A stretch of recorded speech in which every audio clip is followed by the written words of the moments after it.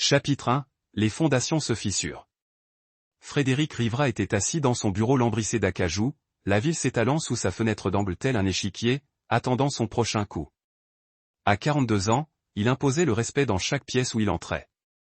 Un millionnaire autodidacte qui avait bâti son empire de conseil en sécurité à partir de rien. Son regard gris acier ne manquait de rien, une qualité qui lui avait été bien utile en affaires et qui allait se révéler précieuse dans les mois à venir. Les papiers du divorce étaient devant lui. La signature de Lucia encore humide de l'encre de la trahison. 20 ans de mariage réduits à des documents juridiques et à des partages de biens. Mais Frédéric n'était pas un mari comme les autres. C'était un homme spécialisé dans la protection, capable de détecter les menaces avant qu'elles ne se matérialisent, de prévoir toutes les éventualités. Sauf qu'il n'avait rien vu venir. Lucia Rivera, bientôt Lucia Richard, avait été méthodique dans sa tromperie. Le détective privé de Frédéric, Dallas Carson, avait établi la chronologie avec une précision chirurgicale. 6 mois de réunions secrètes, de téléphones prépayés et de mensonges élaborés. Sa liaison avec Roger Richard, un promoteur immobilier au discours mielleux et plus endetté que raisonnable, couvait pendant que Frédéric travaillait 16 heures par jour pour assurer leur avenir. Elle lui a fourni des informations sur vos transactions commerciales, rapportait Dallas, faisant glisser des photos sur le bureau. Numéro de compte, liste de clients, protocole de sécurité. Richard pense avoir décroché le jackpot. L'expression de Frédéric est restée inchangée, mais ses doigts ont tapoté une fois sur le bureau. Un signe que seuls ceux qui le connaissaient bien reconnaîtraient, suis-je des enfants?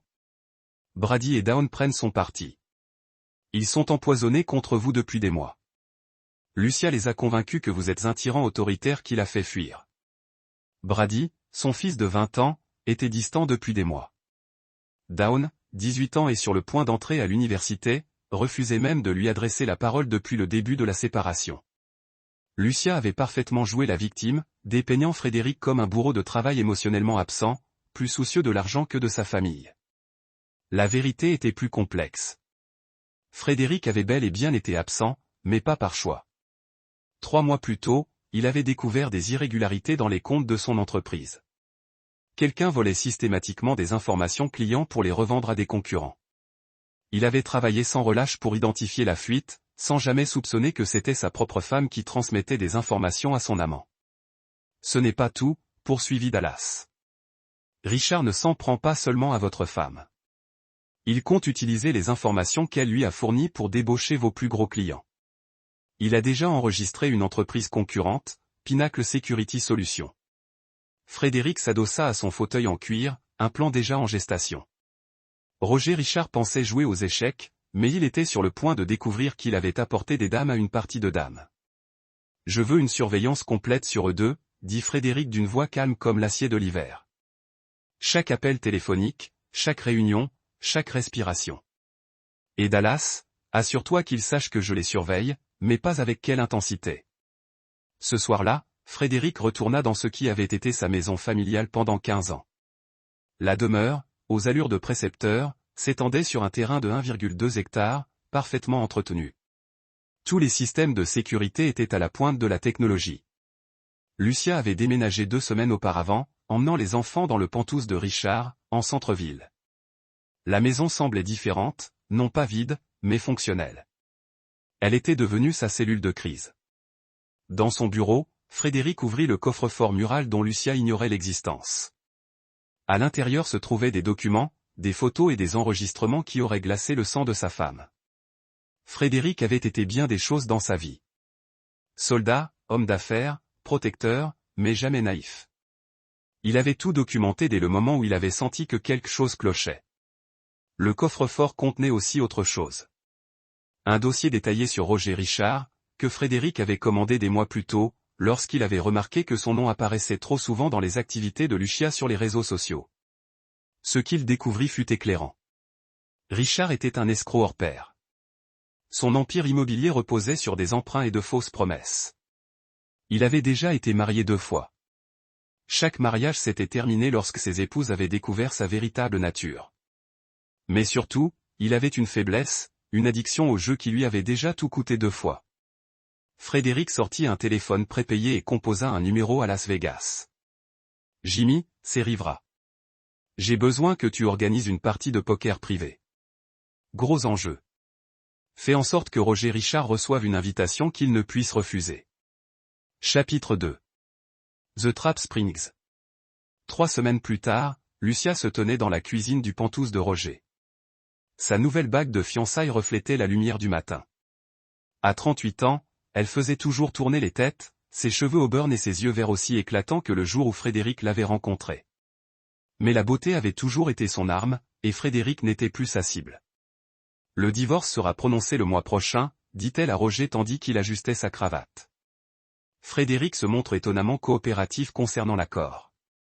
Roger Richard était beau en apparence, grand, cheveux argentés, avec un sourire qui vendait des propriétés à des millions de dollars à des gens qui n'en avaient pas les moyens. Il se sent probablement coupable de t'avoir négligé toutes ces années. Sa perte est mon gain. Ce qu'aucun d'eux ne savait, c'est que Frédéric avait orchestré chaque étape de la procédure de divorce. Par l'intermédiaire de son avocat, Dwayne Parrish, il avait structuré l'accord de manière à paraître généreux tout en protégeant ses biens les plus précieux. Lucia obtiendrait la maison, une pension alimentaire substantielle et ce qui semblait être la moitié de ses liquidités. En réalité, elle recevrait moins d'un quart de sa valeur réelle. Brady et Dawn rendaient visite à leur père moins souvent. Leur relation était tendue par des mois de manipulation minutieuse de Lucia. Mais Frédéric était patient. Il connaissait suffisamment ses enfants pour comprendre qu'ils étaient exploités, et il finirait par voir la vérité. La première faille dans la façade de Lucia survint lorsque le problème de jeu de Roger refit surface. Les associés de Frédéric à Las Vegas avaient parfaitement fait leur travail. Roger avait été invité à un jeu exclusif avec une ligne de crédit qui semblait trop belle pour être vraie. En moins d'une semaine, Roger devait 500 000 $ à des gens qui n'étaient pas réputés pour leur patience. Lorsqu'il arriva auprès de Lucia, désespérée et en sueur, elle commit l'erreur que Frédéric attendait. Nous utiliserons les informations des dossiers de Frédéric, suggéra-t-elle. Vous disiez pouvoir obtenir sa liste de clients pour créer votre propre entreprise. On pourrait peut-être vendre une partie de ces informations pour lever des fonds. C'était exactement le genre d'activité illégale que Frédéric avait besoin de documenter. Son équipe de surveillance, dirigée par Manuel Marquet, captait chaque mot grâce au dispositif d'écoute sophistiqué installé dans tout le Pantouse. Pendant ce temps, Frédéric tissait des liens subtils avec ses enfants. Il avait arrangé un stage pour Brady dans une entreprise de sécurité légale, sans lien avec les affaires de Frédéric. Grâce à ce stage, Brady commença à comprendre le métier de son père, protéger les gens, sécuriser leurs biens, les garder en sécurité. L'éveil de Dawn se fit par un autre chemin. Frédéric finançait discrètement un programme de bourse dans son université, destiné aux étudiants issus de foyers brisés. Lorsque Dawn l'apprit par un ami, elle commença à remettre en question le récit que sa mère lui avait fait passer sur le caractère de Frédéric. Papa aidait les enfants dont les parents n'avaient pas les moyens de payer leurs études, raconta Dawn à Brady lors d'une de leurs visites au Pantouse. Maman disait qu'il ne se souciait que de lui-même. Roger, qui avait entendu, fut prompt à la rassurer. Les gens comme ton père font des œuvres caritatives pour obtenir des allègements fiscaux et se faire connaître. Ça ne veut rien dire, mais le doute était semé. Frédéric se garda bien d'insister, laissant ses actes parler d'eux-mêmes. Il savait qu'une confrontation directe ne ferait qu'éloigner encore plus ses enfants. La deuxième phase du plan de Frédéric impliquait sa rivale en affaires, Kim Robertson, qui dirigeait l'autre grande entreprise de sécurité de la ville. Robertson tentait de détruire la réputation de Frédéric depuis des années, répandant des rumeurs sur ses méthodes et tentant de débaucher ses clients. Frédéric décida de donner à Robertson exactement ce qu'il voulait, du moins c'est ce qu'il semblait. Par une série de fuites soigneusement orchestrées, Frédéric fit croire qu'il était vulnérable, que le divorce l'avait distrait et que son entreprise était affaiblie. Robertson a mordu à l'hameçon et a lancé une campagne agressive pour voler les clients de Frédéric, au moment même où Roger Richard s'apprêtait à faire de même. Ce que ni Robertson ni Richard ne savaient, c'est que Frédéric leur avait fourni de fausses informations sur sa clientèle. Les entreprises qu'ils pensaient débaucher étaient en réalité des sociétés écrans créées par Frédéric, avec de faux dirigeants et des besoins de sécurité fictifs. Ils vont bientôt passer à l'action, a rapporté Dallas lors d'une de leurs réunions hebdomadaires. Richard a montré les informations de Lucia à des clients potentiels. Robertson a fait de même avec ce qu'il pense savoir sur vos opérations. Frédéric hocha la tête, observant par la fenêtre de son bureau les nuages d'orage s'amonceler au-dessus de la ville. Laissez-les faire. Plus ils creuseront, plus ils se dévoileront. La troisième semaine d'avril fut marquée par la première humiliation publique. Les dettes de jeu de Roger étaient devenues de notoriété publique dans certains milieux, et ses créanciers s'impatientaient. Lorsqu'il tenta d'utiliser les informations clients volées pour garantir un prêt sur des revenus futurs, il découvrit que chaque contact menait à une impasse. Les riches cadres qu'il pensait impressionner se sont avérés être des acteurs engagés par Frédéric. Les contrats lucratifs qu'il était certain de pouvoir dérober étaient des inventions sophistiquées. Roger avait tout misé sur des informations sans valeur. Et maintenant, il devait de l'argent qu'il ne pouvait absolument pas rembourser. Chapitre 3. Les titans du web. Début mai, des fissures se sont creusées dans la relation de Lucia et Roger. Le stress de ses dettes de jeu, combiné à l'échec de leur projet commercial, avait rendu Roger de plus en plus instable. Lucia, de son côté, commençait à comprendre que l'homme pour lequel elle avait abandonné son mariage n'était pas l'homme d'affaires prospère qu'il prétendait être. Frédéric, quant à lui, avait fait preuve de subtilité pour regagner la confiance de ses enfants. Il n'avait jamais dit du mal de leur mère, ni tenté de les monter directement contre Roger. Au contraire, il avait simplement continué à être le père qu'il avait toujours été, fiable, protecteur et solidaire. Lorsque la voiture de Brady est tombée en panne un vendredi soir, c'est Frédéric qui est venu le chercher, sans poser de questions. Quand Dawn a eu besoin d'aide pour un projet de recherche sur l'éthique d'entreprise, Frédéric lui a fourni des ressources et des conseils sans lui faire la morale sur sa situation. Je ne comprends pas pourquoi maman dit des choses aussi horribles sur papa, s'est confié Dawn à Brady après que Frédéric eut passé un samedi entier à l'aider à déménager des meubles dans sa chambre universitaire. Il n'a jamais été que bon avec nous. Le tournant est survenu lorsque les créanciers de Roger ont décidé de faire pression. Frédéric surveillait leur communication et savait qu'ils préparaient un coup de théâtre. Il savait aussi exactement quand cela se produirait. Un mardi soir de la mi-mai, alors que Lucia était à son club de lecture et que les enfants étaient à l'école, 3 hommes imposants ont visité le Penthouse de Roger. L'équipe de surveillance de Frédéric a tout filmé, les menaces, la dépression nerveuse de Roger et, surtout, son aveu d'avoir menti sur sa situation financière depuis le début. Je pensais pouvoir y arriver. Roger sanglota en s'adressant aux hommes qui détruisaient systématiquement ses meubles de valeur. La femme avec qui je suis, son ex-mari, a de l'argent. Je pensais pouvoir accéder à ses comptes. Frédéric regarda la vidéo avec une satisfaction morose. Roger n'était pas seulement un escroc. C'était un escroc pathétique.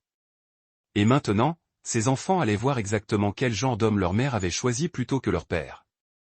La vidéo parvint jusqu'à Brady et Dawn via une adresse email anonyme. Frédéric prit soin de faire croire qu'il s'agissait d'un ami inquiet, quelqu'un qui voulait leur faire savoir dans quel danger leur mère était exposée. L'effet fut immédiat et dévastateur.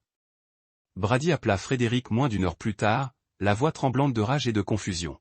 « Papa, il faut qu'on parle maintenant. » Frédéric retrouva ses enfants dans un endroit neutre, un restaurant tranquille où il pourrait parler en privé. Pour la première fois depuis des mois, il vit ses vrais enfants dans leurs yeux, et non les étrangers rancuniers que Lucia avait tenté de créer. « Pourquoi ne nous l'avez-vous pas dit ?» demanda Dawn, les larmes aux yeux. « Pourquoi ? Tu ne nous as pas prévenus ?» La réponse de Frédéric était mesurée, prudente, car vous deviez découvrir la vérité par vous-même. Si je te l'avais dit, tu aurais pensé que j'essayais juste de te monter contre ta mère. Brady frappa du poing sur la table. Il se sert de nous. Se sert de maman. Mon Dieu, papa, et s'il lui fait du mal ? Il ne le fera pas, dit doucement Frédéric. Je ne laisserai pas faire ça. Ce soir-là, Brady et Dawn retournèrent chez leur père. Lucia retourna au Penthouse et découvrit que ses enfants étaient partis et un mot expliquant qu'ils étaient au courant des dettes de Roger et de ses plans pour exploiter les informations commerciales de Frédéric. La réaction de Roger était prévisible, acculée et désespérée. Il s'en prit à Lucia, la rendant responsable de l'échec de leur plan. La dispute fut suffisamment forte pour que les voisins l'entendent, et quelqu'un appela la police. Au matin, Roger avait été arrêté pour troubles conjugaux et Lucia avait passé la nuit dans un refuge pour femmes. La réaction de Frédéric fut rapide et stratégique. Il se présenta au refuge le lendemain matin, non en ex-mari vengeur, mais aussi en père soucieux de la sécurité de la mère de ses enfants. « Lucia, dit-il lorsqu'elle accepta de le voir. Les enfants s'inquiètent pour toi.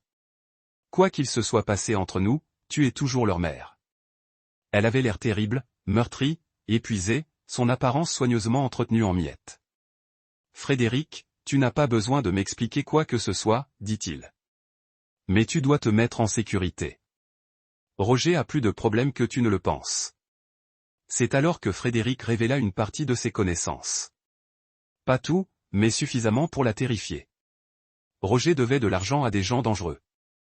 Il avait menti sur sa réussite commerciale. Et maintenant que son plan avait échoué, ces gens chercheraient d'autres moyens de récupérer leur argent. Ils pourraient s'en prendre à toi, prévint Frédéric. Ils pourraient penser que tu as accès à de l'argent grâce à notre règlement de divorce. Le visage de Lucia se vida. Que dois-je faire?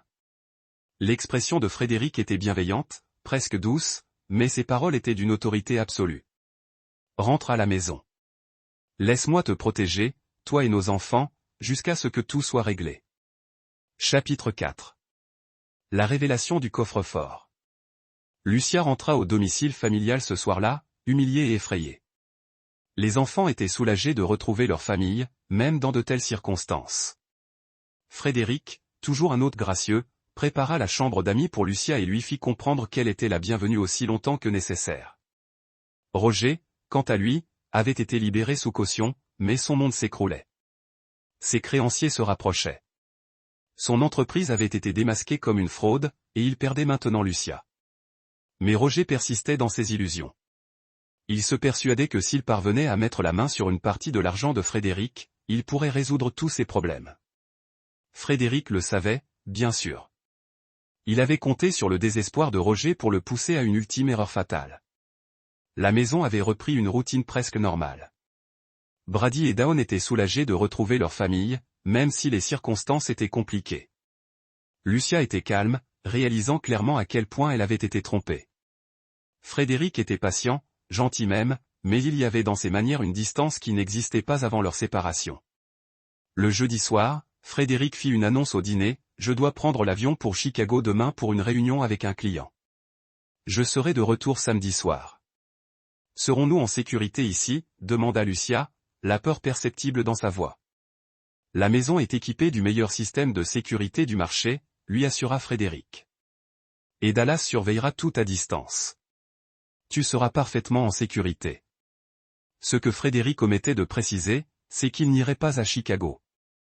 Il serait dans une chambre d'hôtel à 20 minutes de là, observant tout ce qui se passait chez lui grâce au système de surveillance complet qu'il avait installé des mois auparavant. Vendredi après-midi, alors que Frédéric était censé embarquer pour Chicago, Roger élaborait ses propres plans. Son désespoir était à son comble. Les hommes à qui il devait de l'argent lui avaient donné jusqu'à lundi pour payer, sans quoi il commencerait à recouvrer l'argent autrement. Roger avait été suffisamment souvent dans la maison pendant sa relation avec Lucia pour en connaître la configuration. Il avait également remarqué que Frédéric avait un coffre-fort dans son bureau, un coffre-fort à combinaison à l'ancienne qui semblait pouvoir contenir de l'argent liquide, des documents ou d'autres objets de valeur. Ce soir-là, Lucia et les enfants s'installèrent pour une nuit tranquille. Ils commandèrent une pizza, regardèrent un film et, à 23 heures, tout le monde était parti. Le lit. La maison était sombre et silencieuse, exactement comme Roger l'avait espéré. À 2h30 du matin, Roger utilisa le code du garage que Lucia lui avait donné des mois plus tôt pour entrer. Il traversa prudemment les couloirs familiers, la lampe torche de son téléphone fournissant juste assez d'éclairage pour le guider jusqu'au bureau de Frédéric. Ce que Roger ignorait, c'est que Frédéric avait modifié tous les codes de sécurité le jour où Lucia avait emménagé.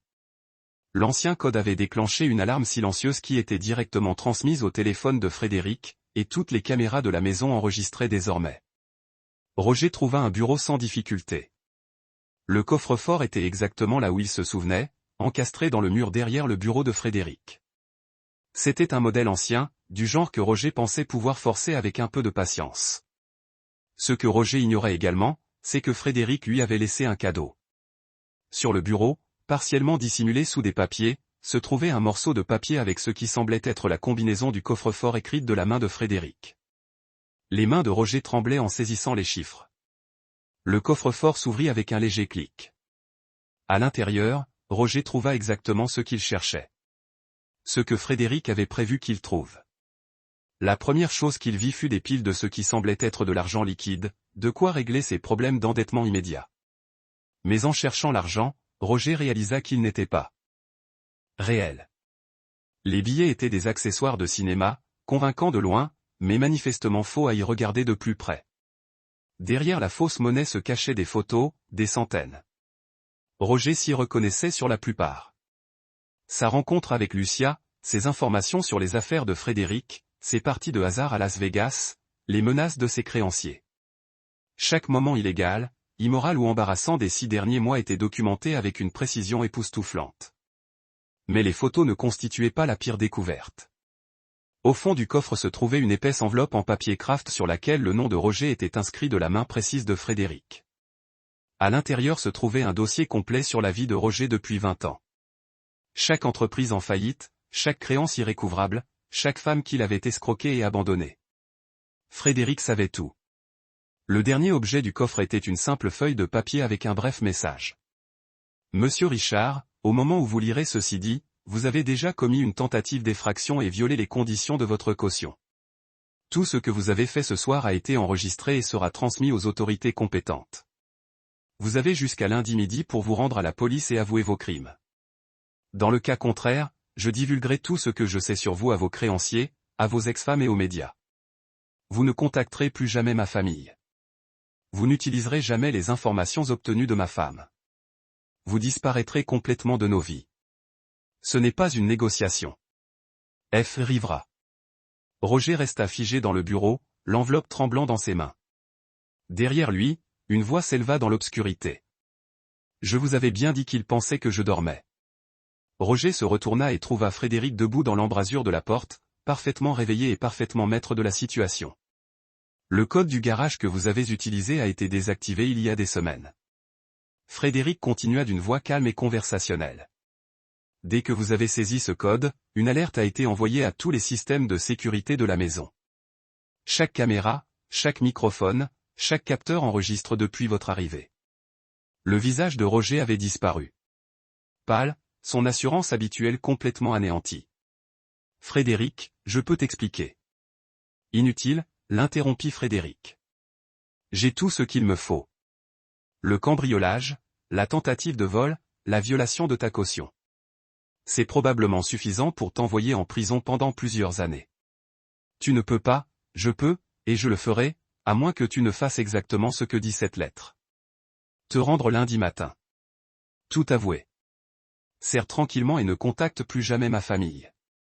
Roger regarda désespérément le bureau autour de lui, comme s'il cherchait une issue de secours. Mais Frédéric avait anticipé toutes les éventualités. La maison était encerclée par le personnel de sécurité. La police était déjà en route et toutes les issues étaient bloquées. Et Lucia, demanda Roger, désespéré. Elle m'a aidé. Elle m'a donné l'information. L'expression de Frédéric ne changea pas, mais sa voix se réduisit à un murmure plus terrifiant que n'importe quel cri. Ma femme a été manipulée par un escroc professionnel. Elle a commis des erreurs, mais elle a été victime de tes mensonges. Toi, en revanche, tu es exactement ce que tu sembles être, un prédateur qui cible les femmes vulnérables. Le son de les sirènes se firent plus fortes à l'extérieur. Frédéric avait parfaitement calculé le timing. La police sera là dans environ 3 minutes, dit Frédéric. Vous avez le choix. Viens tranquillement et respecte notre arrangement, ou essaie de t'enfuir et d'assumer pleinement les conséquences de chaque crime que tu as commis au cours de l'année écoulée. Les épaules de Roger s'affaissèrent sous le coup de la défaite. Il était vaincu et il le savait. Chapitre 5. Le dénouement. Le lundi matin arriva gris et pluvieux, reflétant l'ambiance sombre qui régnait chez les Rivera. Roger s'était effectivement rendu, comme Frédéric l'avait ordonné. Les journaux locaux couvraient l'affaire avec le sensationnalisme haletant habituellement réservé au scandale People. Un promoteur immobilier local arrêté pour de multiples accusations de fraude. Lucia était assise à la table de la cuisine, les yeux rivés sur le journal sans vraiment le lire. Les 3 derniers jours ont été un tourbillon d'interrogatoires de police, de consultations juridiques et de conversations douloureuses avec Brady et Dawn. Les enfants ont été encourageants, mais distants, luttant visiblement pour comprendre comment leur mère avait pu être si complètement trompée. Frédéric entra dans la cuisine, habillé pour le travail comme si c'était un lundi ordinaire. Son sang-froid était inébranlable. Ses manières envers Lucia étaient polies mais distantes. Les papiers du divorce sont prêts. Dernière signature, dit-il en se versant un café. Dwayne dit qu'on peut tout finaliser d'ici la fin de la semaine. Lucia leva les yeux vers lui, les yeux rougis par les larmes. Frédéric, je veux que tu saches combien je suis désolé. Pas seulement pour Roger, mais pour tout. J'ai détruit notre famille à cause d'un mensonge. Frédéric s'assit en face d'elle, l'expression indéchiffrable. Tu as fait des choix, Lucia. Nous en avons tous fait. Maintenant, il faut en assumer les conséquences. Y a-t-il une chance, commença-t-elle avec espoir. Non. La voix de Frédéric était définitive. Absolue. Il n'y en a pas. Le mot resta suspendu entre eux comme une porte qui claquait. Lucia avait espéré, malgré tout, que Frédéric serait prêt à envisager une réconciliation. Après tout, il l'avait protégée des créanciers de Roger, l'avait autorisée à rentrer chez elle, avait été gentil avec elle dans ses moments de crise. Mais Frédéric Rivra n'était pas homme à pardonner la trahison. Il lui avait fait preuve de clémence, certes, mais clémence n'était pas synonyme de pardon. Il l'avait protégée parce qu'elle était la mère de ses enfants, parce que cela servait ses intérêts. Pour leurs propres besoins, et parce que c'était la bonne chose à faire. Mais la confiance entre eux était irrémédiablement brisée. Et les enfants, demanda Lucia. Comment gérer la garde? Brady a 20 ans et peut prendre ses propres décisions. Don aura 18 ans dans 2 mois et entrera à l'université. Je pense qu'ils sont assez grands pour choisir où ils veulent vivre et le niveau de contact qu'ils souhaitent avec chacun de leurs parents. C'était une réponse diplomatique, mais Lucia en comprenait le sous-entendu. Les enfants avaient vu le jugement de leur mère faillir de façon spectaculaire. Ils l'avaient vu choisir un escroc plutôt que leur père, puis rester les bras croisés pendant que ce même escroc complotait pour voler leur famille. Le pardon finirait peut-être par arriver, mais la confiance serait beaucoup plus longue à rétablir. Cet après-midi-là, Frédéric rencontra Dallas Carson pour conclure l'opération de surveillance. Les preuves qu'ils avaient recueillies étaient exhaustives, suffisantes pour garantir à Roger plusieurs années de prison et des poursuites civiles de la part de ses autres victimes pendant des décennies. Kim Robertson renonce à ses tentatives de démarchage, rapporta Dallas. Il s'avère que lorsqu'il réalisa qu'il poursuivait de faux clients, il comprit. Il avait été déjoué. Il avait même tenté d'établir une sorte d'accord de coopération. Frédéric hocha la tête. Robertson n'était pas méchant, juste compétitif. Maintenant qu'il comprenait la profondeur de la réflexion stratégique de Frédéric, il était assez intelligent pour vouloir être un allié plutôt qu'un ennemi. Et les enfants? Brady a posé des questions sur l'entreprise familiale. Je pense qu'il pourrait être intéressé par une formation dans le domaine de la sécurité. Dawn a fait des recherches sur les programmes de justice pénale à son université. Les crimes de Roger semblaient avoir éveillé son intérêt pour les forces de l'ordre. Frédéric s'autorisa un léger sourire. Ses enfants étaient résilients, intelligents et avaient apparemment hérité de son sens de la justice. Ils s'en sortiraient bien, mais il restait encore une affaire à régler. Chapitre 6. Le jugement. Mercredi soir, Frédéric a convoqué une réunion de famille dans le salon. Brady et Dawn étaient assis ensemble sur le canapé tandis que Lucia prenait une chaise en face d'eux. Frédéric est resté debout, ressemblant en tout point au patriarche rendant un jugement définitif. Je veux que tout le monde comprenne la suite des événements, commença-t-il. Le divorce sera définitif vendredi. Ta mère recevra l'accord convenu. La maison, la pension alimentaire et sa part des liquidités. Lucia parut surprise. Après tout ce qui s'était passé, elle s'attendait à ce que Frédéric tente de réduire le montant de l'accord ou trouve des moyens de la punir financièrement. Cependant, Frédéric poursuivit, il y a des conditions. L'expression de Lucia se fit méfiante. Premièrement, tu ne parleras jamais de mes activités commerciales à qui que ce soit en dehors de cette famille. Ce que tu as appris sur mes clients, mes méthodes ou mes finances disparaît avec toi. Ce n'est pas négociable. Lucia hocha vivement la tête. Elle en savait suffisamment sur les capacités de Frédéric pour savoir que le contredire serait insensé. Deuxièmement, si jamais tu te remaries ou que tu t'engages dans une relation sérieuse avec quelqu'un, je mènerai une enquête approfondie sur ses antécédents. Si je découvre qu'il représente une menace pour nos enfants ou pour toi, j'agirai en conséquence. Frédéric, c'est moi qui protège ma famille, dit-il fermement. Ton jugement et tes partenaires se sont révélés douteux. Je ne permettrai pas que nos enfants soient à nouveau mis en danger. Brady et Dawn échangèrent un regard, mais ne s'y opposèrent pas. Ils ont été suffisamment traumatisés par l'affaire Roger pour comprendre l'instinct protecteur de leur père. Troisièmement, et c'est la condition la plus importante, tu reconstruiras ta relation avec nos enfants selon leurs conditions, pas les tiennes.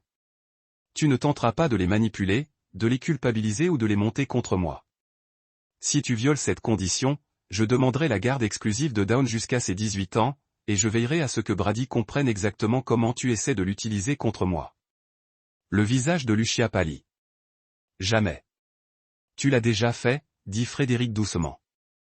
Pendant des mois, tu les as empoisonnés contre moi alors que tu prévoyais de me voler. Tu as utilisé nos enfants comme des armes dans ton affaire. C'est fini maintenant. Le silence retomba dans la salle. Même Brady et Dawn semblèrent choqués par la franchise brutale de l'évaluation de Frédéric. Acceptes-tu ces conditions, demanda Frédéric.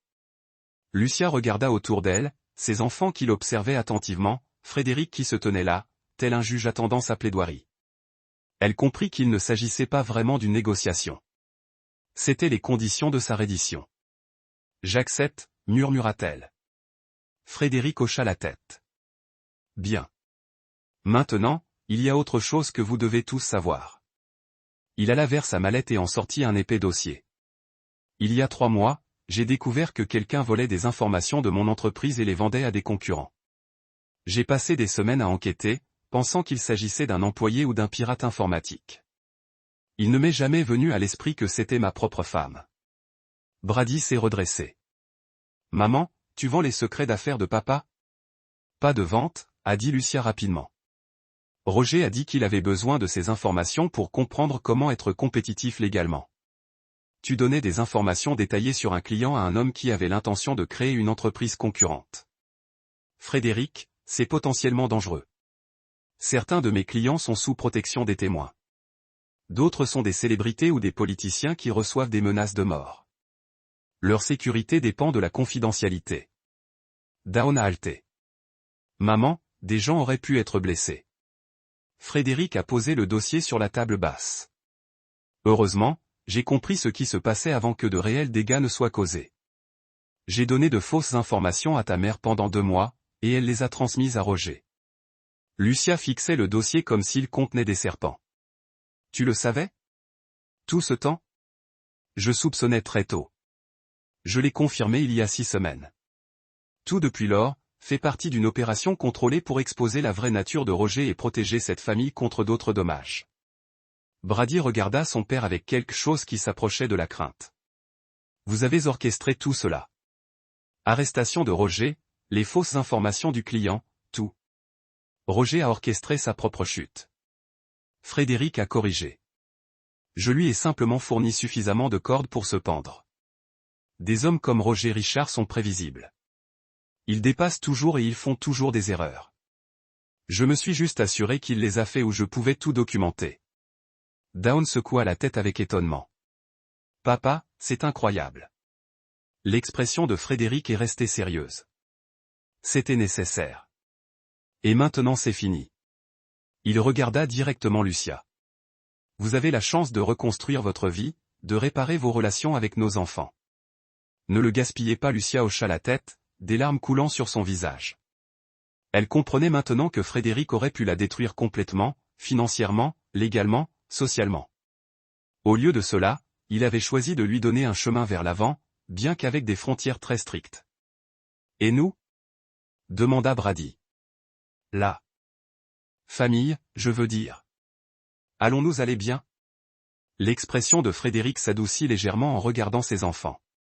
Nous allons être meilleurs que bien. Nous allons être honnêtes les uns avec les autres, les protecteurs les uns des autres et fidèles. Les femmes qu'il avait manipulées, les créanciers qu'il avait raidis. État. Richard, a dit le juge Copland, sa voix sévère. Vous avez plaidé coupable à 17 chefs d'accusation de fraude, de vol et de complot. Vos victimes comprennent 3 ex-femmes, de nombreux partenaires commerciaux et des dizaines d'investisseurs qui vous ont fait confiance pour leurs économies. Roger se tenait silencieusement, son avocat à côté de lui regardant démissionner. Il n'y a aucune défense pour ce qu'il avait fait, aucune circonstance atténuante qui pourrait excuser 2 décennies de prédation systématique.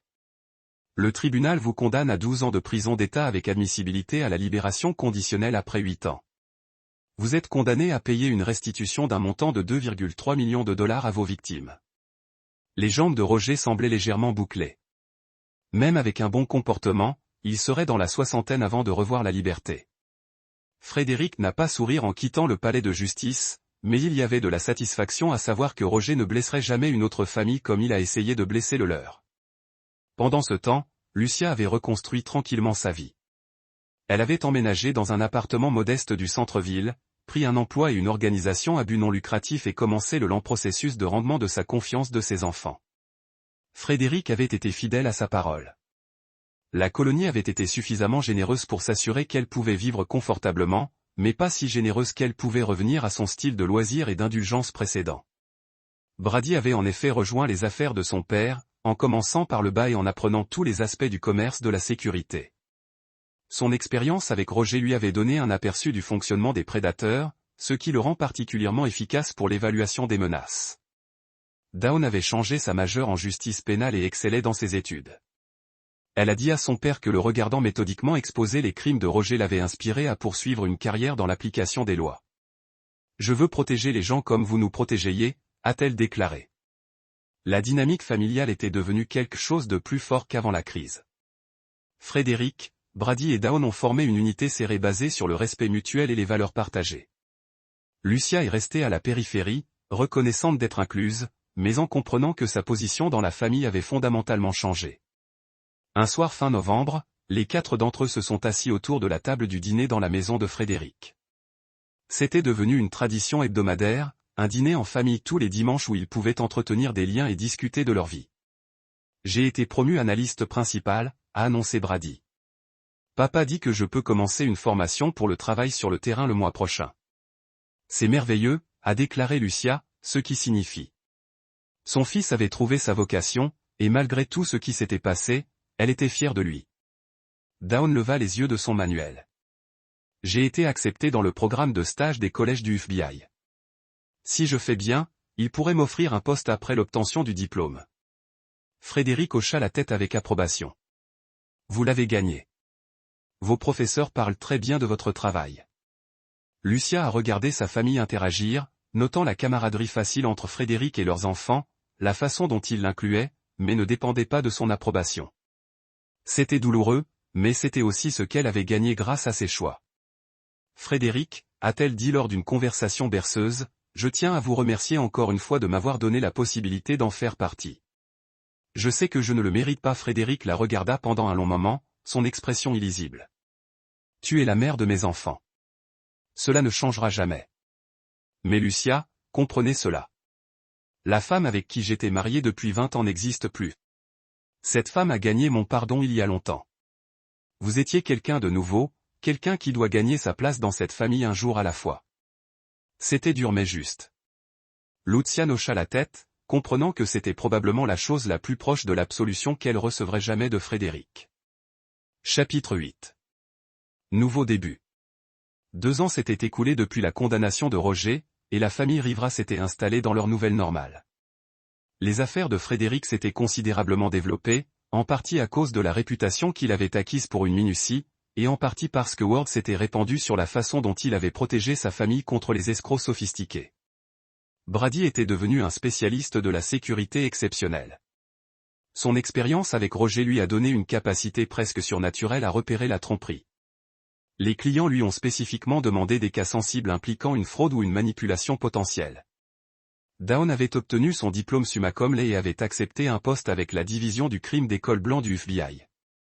Sa première affectation a été de travailler sur un groupe de travail enquêtant sur des escroqueries romantiques, des criminels qui ont ciblé les femmes vulnérables en ligne. Tout comme Roger avait ciblé sa mère, Lucia avait trouvé son propre chemin vers la rédemption grâce à son travail à l'organisme à but non lucratif. Elle était devenue défenseur des victimes de fraude financière, utilisant son expérience avec Roger pour aider d'autres femmes à reconnaître les signes avant-coureurs de la manipulation.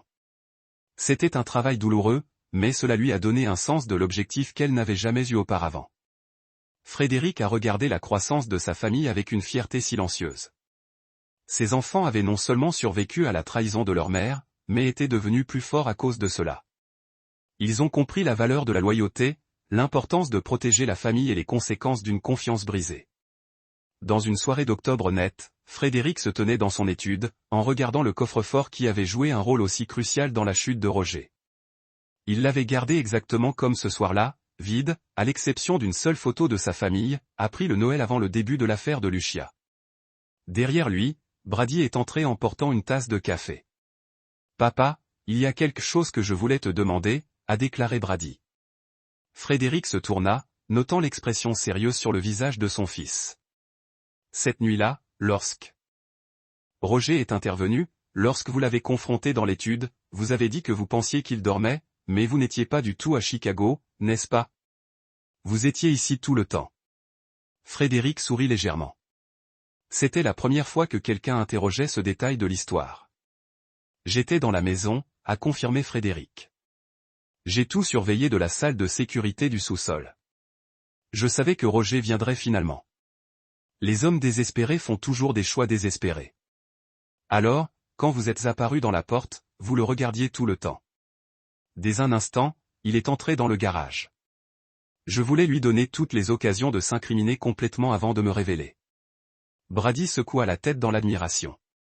Vous ne laissez rien au hasard, n'est-ce pas? Dans mon entreprise, mon fils, chance fait tuer les gens. Dans ma famille, le hasard fait blesser les gens. Je préfère la certitude. C'était une philosophie qui avait bien servi Frédéric tout au long de sa vie. Il avait construit sa fortune en anticipant des problèmes et en préparant des solutions. Il a protégé sa famille en comprenant les menaces et en les neutralisant avant de pouvoir causer des dommages. Alors que l'automne se tourna vers l'hiver, Frédéric s'est retrouvé à réfléchir aux leçons des 3 dernières années. Il a appris que la confiance, une fois brisée, ne pourrait jamais être entièrement réparée, mais que de nouvelles relations pourraient être construites sur le fondement de la sagesse durement gagnée. Il a découvert que ses enfants étaient plus forts qu'il ne l'avait jamais imaginé, capables de survivre à la trahison et d'émerger avec leur intégrité intacte.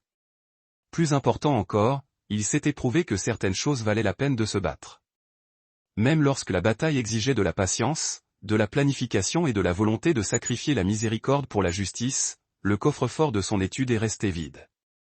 Mais la vie de Frédéric était pleine de buts, de famille et de la satisfaction tranquille qui venait de protéger ceux qu'il aimait de ceux qui leur feraient du mal. Chapitre 9. Héritage. 5 ans après l'arrestation de Roger, Frédéric Rivera s'est tenu devant un rassemblement de professionnels de la sécurité lors de la conférence annuelle de protection internationale. Il avait été invité à parler de la sécurité familiale, et sa présentation avait attiré le plus grand public de l'histoire de la conférence. Les plus grandes menaces pour nos clients proviennent souvent de ceux les plus proches d'eux, a déclaré Frédéric à la foule assemblée. La trahison est intime. Elle nécessite un accès, une confiance et une connaissance des vulnérabilités.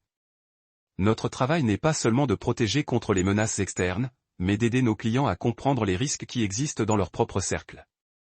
Dans le public, Brady a pris des notes sur la présentation de son père. Appelé hier, Frédéric a mentionné avec désinvolture. Elle voulait nous faire savoir qu'elle avait été promue directrice des services aux victimes à l'association à but non lucratif. Brady hocha la tête. Sa relation avec Lucia s'était stabilisée au fil des ans, construite sur le respect mutuel plutôt que sur l'affection automatique de l'enfance. C'est bien pour elle. Elle a trouvé quelque chose qu'elle était bien. Et plus important, elle a trouvé quelque chose qui l'a fait. Jamais venu. Avant avec la nouvelle de ses propres engagements à un autre agent du FBI qu'elle avait rencontré lors d'une opération conjointe du groupe de travail. Frédéric avait déjà commencé l'enquête en arrière-plan qui garantirait que son futur gendre était digne de la confiance de sa fille. Certaines personnes pensent que je contrôle trop, avait déclaré Frédéric à Dawn quand elle s'était opposée à son enquête. Certaines personnes n'ont pas vécu ce que nous avons vécu, avait répondu Dawn. Vérifiez, papa. Je fais plus confiance à votre jugement que le mien en ce qui concerne l'évaluation des personnages. Ce fut un triste commentaire sur les effets durables de la trahison, mais Frédéric était fier que ses enfants aient appris à valoriser la sécurité plutôt que la romance, la substance sur le charme. Ce soir-là, Frédéric s'est assis dans son étude, la même pièce où Roger avait fait son erreur fatale des années plus tôt. Le coffre-fort n'était plus vide. Il contient maintenant quelque chose de bien plus précieux que l'argent ou les documents. Lettres de ses enfants, photographies de moments de famille et un journal qu'il avait commencé à tenir après le divorce. Dans ce journal, Frédéric avait écrit les leçons qu'il avait apprises de son expérience. La confiance est gagnée par la cohérence au fil du temps. Il ne peut pas être reconstruit avec des mots seuls. La fidélité à la famille doit être mutuelle. Ceux qui trahissent la famille ont renoncé à la protection que la famille offre. Le retard de justice n'est pas la justice refusée si le retard sert un objectif plus important. La plus grande force est la capacité d'attendre exactement le bon moment pour agir. La miséricorde sans responsabilité permet les préjudices futurs. Les enfants apprennent plus de ce que nous faisons que de ce que nous disons. Frédéric a fermé le journal et a regardé la photo encadrée sur son bureau. Brady dans son uniforme consultant en sécurité. Dawn dans son capuchon de graduation du FBI et sa robe. Et Frédéric lui-même se tenant entre eux. Il avait été pris il y a 6 mois, et il a capturé quelque chose que les photos de famille de son mariage n'avaient jamais montré. Une vraie fierté, un respect durement gagné et des obligations incassables. Son téléphone bourdonnait d'un SMS de Brady. « Papa, je voulais juste que tu saches que je n'ai jamais été plus fier d'être ton fils. Merci de nous avoir montré à quoi ressemble la vraie force. » Frédéric sourit véritablement cette fois. Il avait décidé de protéger sa famille d'un escroc et avait fini par leur enseigner la leçon la plus précieuse de toutes. Cette intégrité autrefois établie devient sa propre forme de pouvoir. Le secret sur n'avait jamais été ce que Roger a trouvé à l'intérieur il. Le vrai secret était ce que Frédéric avait construit autour de lui. Une forteresse de la fidélité à la famille qui pourrait résister à toute attaque de ceux qui ont confondu la gentillesse. En fin de compte, Frédéric Rivera avait fait plus qu'une vengeance exacte sur ses trahisons. Il avait créé un héritage de force, de sagesse et de normes sans compromis qui protégerait sa famille pour les générations à venir. Il s'est avéré que la justice n'était pas seulement une question de punition. Parfois, il s'agissait de transformation, transformant la pire crise d'une famille en leur plus grande source de force. Frédéric Rivera avait toujours été un homme spécialisé dans la protection. Maintenant, c'était un homme qui avait appris que la meilleure protection ne vient pas des murs ou des armes, mais de la connaissance inébranlable que ceux que vous aimez ne vous trahiront jamais. Et pour ceux qui pourraient être tentés d'essayer, eh bien, ils découvriraient ce que Roger Richard avait appris dans cette étude il y a 5 ans. Frédéric Rivera n'a jamais pardonné de trahison, et il n'a jamais oublié. Mais surtout, il n'a plus jamais baissé la garde. Le coffre-fort est resté dans son étude, un rappel de la nuit. Tout a changé. Mais Frédéric n'avait plus besoin de son contenu pour se sentir en sécurité. Ses vrais trésors, la loyauté de ses enfants, leur respect et leur compréhension de ce que la famille signifiait vraiment étaient hors de portée de tout voleur. Certaines blessures ne guérissent jamais complètement. Mais parfois dans le tissu cicatriciel, vous trouvez quelque chose de plus fort que ce qui était là auparavant.